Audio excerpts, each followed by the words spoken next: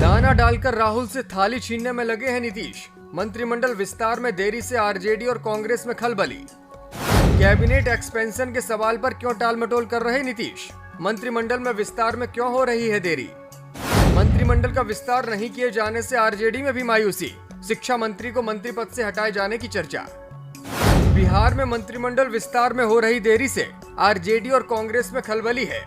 विपक्षी एकता की पहली मीटिंग पटना में होने के बाद से ही कांग्रेस और आरजेडी के नेताओं में मंत्रिमंडल विस्तार को लेकर उम्मीदें थी, लेकिन बेंगलुरु में दूसरी मीटिंग होने के बाद भी बिहार का कैबिनेट एक्सपेंशन अधर में लटकता हुआ दिखाई दे रहा है। वैसे सीएम से बुधवार को जब ये पूछा गया तो उन्होंने विस्तार की बात तो कही, लेकिन सीएम के जवाब में विश्वास कम और टालमटोल ज्यादा दिखा। दरअसल नीतीश सवाल को तेजस्वी की ओर डाइवर्ट कर टालमटोल की कोशिश करते नजर आए। हाल के दिनों में तेजस्वी समेत आरजेडी के मंत्रियों के सारे फैसले खारिज किए जाने के बाद सरकार में उनकी असली हैसियत को लेकर किसी को कोई शक नहीं रह गया है।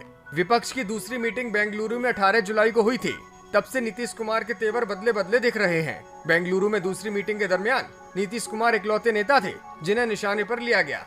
शहर के चौक चौराहे पर नीतीश की विश्वसनीयता पर सवाल उठाकर नीतीश के खिलाफ बड़े बड़े पोस्टर लगाए गए थे। जाहिर है दूसरी मीटिंग कांग्रेस शासित राज्य कर्नाटक में संचालित हो रही थी और कांग्रेस का पूरा फोकस नीतीश से शिफ्ट होकर ममता और केजरीवाल पर दिखाई पड़ रहा था। कांग्रेस केंद्र सरकार के अध्यादेश के खिलाफ केजरीवाल का साथ देने का ऐलान कर चुकी थी। वहीं विपक्षी पार्टियों के गठबंधन को इंडिया नाम देने से पहले ममता बनर्जी से सलाह मशविरा कांग्रेस के बदलते मिजाज को बखूबी बयां कर रहा था। विपक्षी एकता के सूत्रधार कहे जाने वाले नीतीश कुमार के लिए ये अटपटी कहानी से कम नहीं था। इसलिए विपक्षी पार्टियों के प्रेस कॉन्फ्रेंस से पहले ही नीतीश कुमार लालू और तेजस्वी के साथ बेंगलुरु छोड़कर निकल पड़े थे।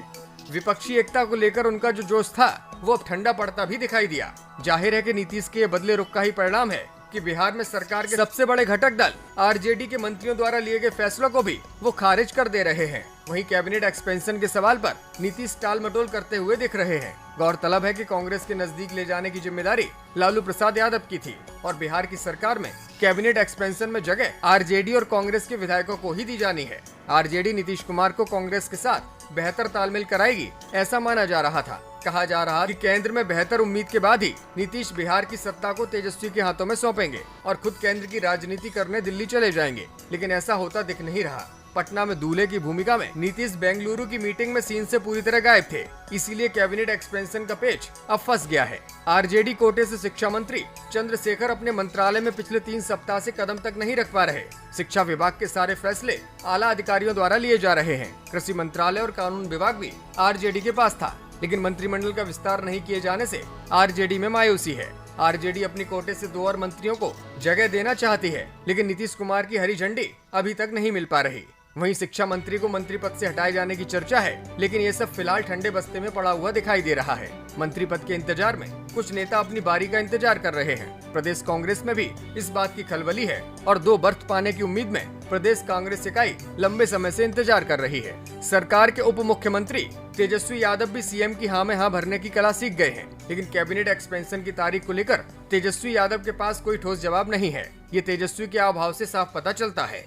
वैसे भी सरकार में तेजस्वी फैसले लेने के हकदार होते तो उनकी और उनके मंत्रियों के फैसले इतने बेतरतीब तरीके से पलटे नहीं जाते। जाहिर है आरजेडी अपनी राजनीति के हिसाब से दांव खेल रही है। लोकसभा चुनाव तक नीतीश कुमार की हाँ में हाँ मिलाकर चलना उसकी प्राथमिकता है, इसलिए नीतीश कुमार सरकार के मुखिया के नाते जो भी कर रहे हैं उसका प्रतिकार करने से आरजेडी बच रही है। मंत्रिमंडल विस्तार में विलंब गठबंधन में सब कुछ ठीक नहीं होने की ओर इशारा करता है। इसकी बानगी इस बात से साफ दिखाई पड़ रही है कि आरजेडी के कद्दावर मंत्रियों की सिफारिश को सीएम ऑफिस सिरे से खारिज कर रहा है।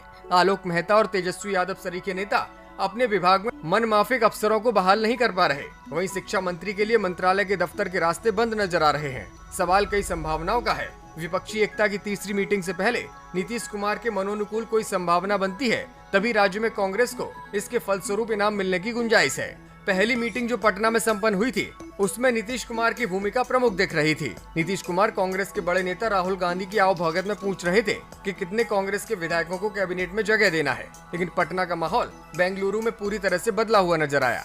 नीतीश अहम किरदार की भूमिका में दूर दूर तक कहीं नहीं दिखाई दिए, इसलिए कांग्रेस सहित आरजेडी को इसका खामियाजा बिहार में भुगतना पड़ रहा है। आरजेडी के एक बड़े नेता के मुताबिक नीतीश के एजेंडे को जो सूट नहीं करेगा वो उनसे करा पाने की हैसियत किसी और नेता और दल में नहीं है। आरजेडी नेता आगे कहते हैं कि आरजेडी की हालत वर्तमान समय में बीजेपी जैसी है, इसलिए बिहार में आरजेडी के पास नीतीश की हाँ में हाँ मिलाने के अलावा कोई चारा नहीं है। Bureau report, India positive.